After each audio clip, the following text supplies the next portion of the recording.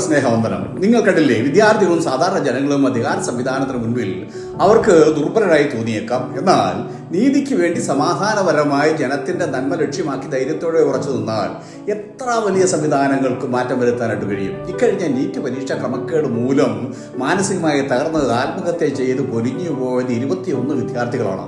അതായത് അവരെല്ലാം വിദ്യാസമ്പന്നരും രാഷ്ട്രത്തിന്റെ ഭാവി വാഗ്ദാനങ്ങളുമായിരുന്നു. 2026 മെയ് മാസം 15-ാം തീയതി ബഹുമാനപ്പെട്ട സുപ്രീം കോടതി ജസ്റ്റിസ് സൂര്യകാന്ത് ഒരു ഹർജി പരിഗണിക്കുമ്പോൾ തൊഴിൽ രഹിതരെ പാറ്റയോട് ഉപമിച്ചു.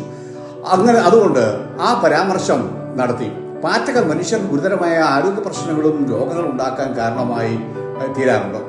രോഗാണുക്കളെ പടർത്തുകയും അലർജി ഉണ്ടാക്കുകയും ചെയ്യും. ഇതുപോലെ തൊഴിൽ രഹിതർ സമൂഹത്തിന് ദോഷം വരുത്തും എന്ന അർത്ഥത്തിലാണോ ജസ്റ്റിസ് അത് പറഞ്ഞതെന്നറിയില്ല. എങ്കിലും തൊഴിൽ രഹിതരെ പാറ്റയോടാണ് അദ്ദേഹം ഉപയോഗിച്ചത്.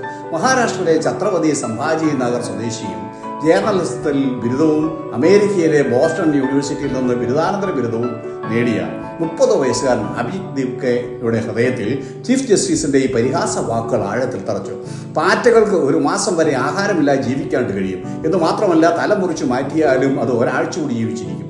ഈ സത്യം മനസ്സിലാക്കിയിട്ടാണോ എന്ന് എനിക്കറിയില്ല. അഭിജിത് ദീപ്കെ എന്ന ചെറുപ്പക്കാരൻ ഞാനും ഒരു പാറ്റയാണ് MP കോക്രോച്ച് എന്ന മുദ്രാവാക്യത്തിലൂടെ ലക്ഷക്കണക്കിന് യുവജനങ്ങളെയും വിദ്യാർത്ഥികളെയും സംഘടിപ്പിച്ചു.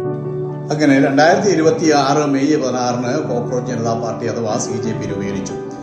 പിന്നെ അങ്ങോട്ട് ജൻസി തലമുറ സാങ്കേതിക വിദ്യയുടെ സഹായത്തോടെ അവരുടേതായ രീതിയിൽ നീറ്റ് പരീക്ഷാ ക്രമക്കേടിനെതിരെയും രാഷ്ട്രീയ അനീതികൾക്കെതിരെയും ഡൽഹി ജന്തർ മന്ദറിൽ പ്രതിഷേധ സമരങ്ങൾക്ക് തുടക്കം കുറിച്ചു.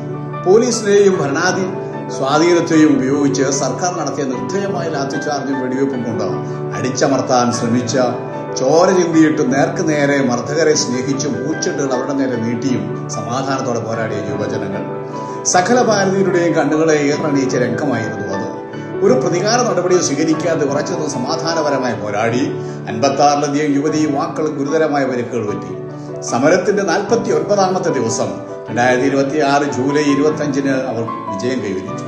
ഈ സംഭവങ്ങൾ കണ്ടുകൊണ്ടിരുന്നപ്പോൾ എന്റെ ചിന്തയിലേക്ക് ഓടി വന്നത് ബൈബിളിലെ ഗോലിയാത്തിന്റെയും ദാവീദിന്റെയും പോരാട്ട കഥയായിരുന്നു. ഫിലിസ്തീൻ രാജ്യത്തിലെ സേനാനായകനായിരുന്ന ഗോലിയാത്ത് ശാരീരിക വലിപ്പത്തിലും ശക്തിയിലും ആയുധ ബലത്തിന്റെയും പ്രതീകമായിരുന്നു. എന്നാൽ എല്ലാവരുടെയും മുൻപിലും ചെറിയവനും യുദ്ധപരിചയം ഇല്ലാത്തവനുമായ കാട്ടിൽ ആടുകളെ മേച്ചുകൊണ്ടിരുന്നതായ ആട്ടിടയ ചെറുക്കനായിരുന്നു ദാവീദ്. എല്ലാവരുടെയും ദൃഷ്ടിയിൽ വിജയം ഗോലിയാത്തിന് മാത്രമായിരുന്നു. ദാവീദ് ഗോലിയാത്തിൽ നേരിട്ടത് കസേരയ്ക്കോ അധികാരത്തിനോ പ്രശസ്തിക്കോ വേണ്ടിയായിരുന്നില്ല, പിന്നെയോ ജനത്തിന്റെ നന്മയ്ക്കും ദൈവനാമ മഹത്വത്തിനും വേണ്ടിയായിരുന്നു. നീ ഒരു വടിയുമായി വരാൻ ഞാനൊരു നായയോ എന്ന് ചോദിച്ച് തന്റെ ദേവന്മാരുടെ നാമം ചൊല്ലി ഗോലിയാത്ത് ദാവീദിനെ ശപിച്ചു. ഞാൻ നിന്റെ മാംസം ആകാശത്തിലെ പക്ഷികൾക്കും കാട്ടിലെ മൃഗങ്ങൾക്ക് ഇരയാക്കും എന്ന് ഗോലിയാത്ത് ദാവീദിനോട് പറഞ്ഞു. ദാവീദ് അനീതിയെ ധൈര്യപൂർവ്വം നേരിട്ടു. ഗോലിയാത്ത് വീണു. 1-49 വരെയുള്ള വാക്യങ്ങളിൽ ഇത് പറഞ്ഞിരിക്കുന്നു. യെശയ്യാ പ്രവചനം 1-ാം അധ്യായം അതിന്റെ 17-ാമത്തെ വാക്യത്തിൽ ഇങ്ങനെ പറയുന്നുണ്ട്: നന്മ ചെയ്യാൻ പഠിപ്പീൻ, നീതി അന്വേഷിപ്പീൻ, പീഡിതനെ സഹായിപ്പീൻ, സത്യത്തിനു വേണ്ടി സമാധാനപരമായി ഉത്തരവാദിത്വത്തോടെ ഉറച്ചു നിന്നാൽ സധൈര്യം ഉറച്ചു നിൽക്കുന്നവന് ജയമുണ്ട്. ഓർക്കുക, വലിപ്പമല്ല ധൈര്യമാണ് നിർണായകം. സന്ദേശം ഇഷ്ടമായെങ്കിൽ ഫോളോ ചെയ്ത്, ലൈക്ക് ചെയ്ത്, ഷെയർ ചെയ്യുക. ദൈവം നമ്മെ ഏവരെയും അനുഗ്രഹിക്കും.